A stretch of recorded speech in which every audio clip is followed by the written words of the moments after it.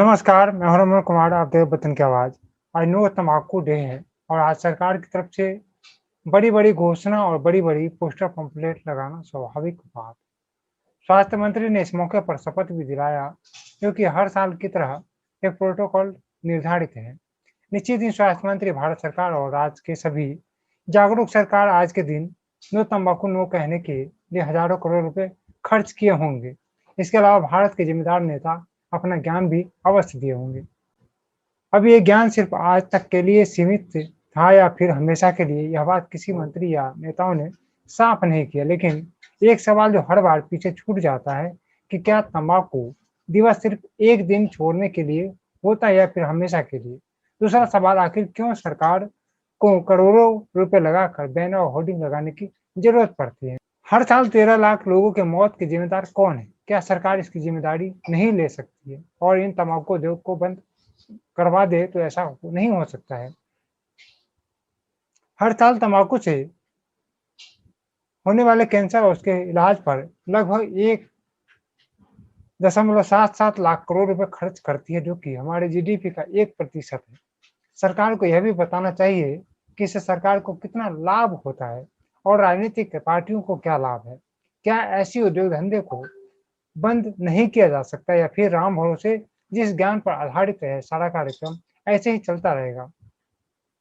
सरकार का विभाग बीड़ी सिगरेट बनाने वालों को लाइसेंस देता है। दूसरा विभाग अप्रत्यक्ष रूप से बीड़ी सिगरेट का प्रचार करता है। तीसरा विभाग बीड़ी सिगरेट को स्वास्थ्य के लिए हानिकारक बताता है और संविधान भारत को नशा मुक्त और शराब मुक्त बनाने का निर्देश देता है। अब तो समझ ही सकते हैं कि दोष नशीला पदार्थ में नहीं, नशीला सरकार और नशीली राजनीतिक पार्टियों में है। भारत में तंबाकू का मार्केट हर साल 6.3 के हिसाब से ग्रोथ कर रहा है। भारत दुनिया के सबसे बड़ा एक्सपोर्टर में से एक है। इस समय भारत का स्थान तीसरा है, जो सबसे ज्यादा तंबाकू का बिजनेस करता है। सरकार यह जानते हुए कि कोविड के समय में 40 से 60% जोखिम तंबाकू खाने वालों को बढ़ जाता है। क्या हम तंबाकू से मुक्त हो सकते हैं या फिर साल दर साल ऐसे ही 6.3 के हिसाब से तंबाकू का सेल बढ़ते रहेंगे? आज भारत के स्वास्थ्य मंत्री ने जो कहा, हमें उसे भी देखना चाहिए और सुनना चाहिए, समझना चाहिए।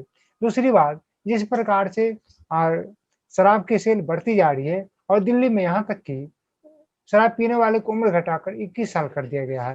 हो सकता है अगले साल 18 कर दें, क्योंकि जनता ज़्यादा से ज़्यादा पिएगी तो सरकार के पास ज़्यादा से ज़्यादा राजस्व इकट्ठा होंगे। उस राजस्व इकट्ठा से के साथ-साथ राजनीतिक पार्टियों को बड़ी मोटी रकम चंदा के रूप में मिलते हैं, तो हर एक पार्टी चाहेगा कि ज़्यादा से ज़्यादा चंदा मिले, तो इस प्रकार की छूट दी जाएँगी। भले हर बार नशीली शराब को लेकर के एक आंदोलन चलाया जाता हो और बड़ी पैमाने पर कार्रवाई के नाम पर गाहे-बगाहे बातें की जाती हो, लेकिन सच तो यही है कि हर साल 38% के हिसाब से दारू पीने वालों की संख्या बढ़ती जा रही है। ऐसे में हमें स्वास्थ्य मंत्री के ये बयान भी देखना चाहिए और सुनना चाहिए। विश्व तंबाकू निषेध दिवस के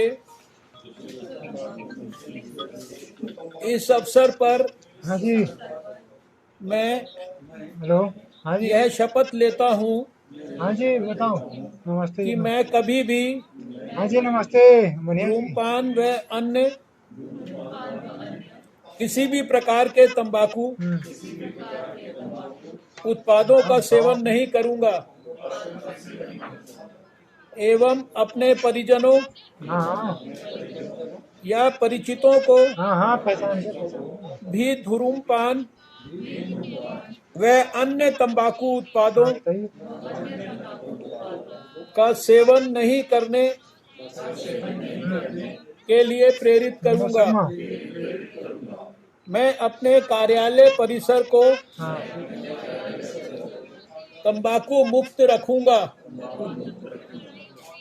और अपने सहयोगियों को भी इसके लिए प्रेरित करूंगा। क्या कह सकते हैं, मीडिया वाला। विश्व स्वास्थ्य संगठन ने इस वर्ष वर्ल्ड नो टोबैको डे को सारे दुनिया में कमिट टू क्विट इस रूप में मनाने के लिए आह्वान किया है और इस वर्ष विशेष रूप से इस बात को ध्यान में रखते हुए और इस बात की लोगों को जानकारी होने के कारण भी कि टोबैको और विशेषकर स्मोकिंग करने वाले लोग वो कोविड के कॉम्प्लिकेशंस, कोविड के कारण होने वाले घातक परिणाम जिसमें मृत्यु भी शामिल है, उसका उनको 40 से 50% ज़्यादा रिस्क है। आज दुनिया में लाखों लोग इस बात का संकल्प लेने के लिए मन बना चुके हैं कि उनको तंबाकू का इस्तेमाल और धूम्रपान इसको छोड़ना है, इसकी आदत से परहेज करना है। लगातार कई दशक तक मेरे लिए तंबाकू फ्री सोसाइटी के लिए काम करना, ये एक प्रकार से मैं इसको सौभाग्य भी मानता हूं, भगवान का आशीर्वाद भी मानता हूं। और जब से अपने जीवन में ईएनटी सर्जन के रूप में काम करना शुरू किया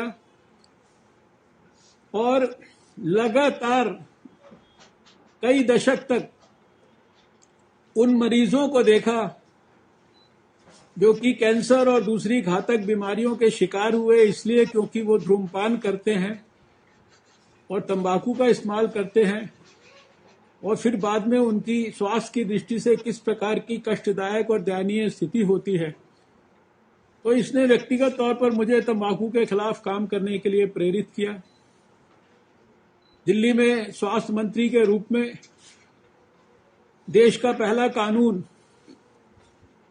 Delhi prohibition of smoking and non smokers health protection act, इसको बनाने का हमें सौभाग्य मिला। और उसको बनाने के बाद सुप्रीम कोर्ट ने भी कहा कि ऐसा कानून देश की सब सरकारों को बनाना चाहिए, सेंट्रल गवर्नमेंट को बनाना चाहिए। और हम सब जानते हैं कि 2002-2003 के अंदर भारत सरकार ने राष्ट्रीय स्तर पर तंबाकू निषेध के खिलाफ कानून बनाया।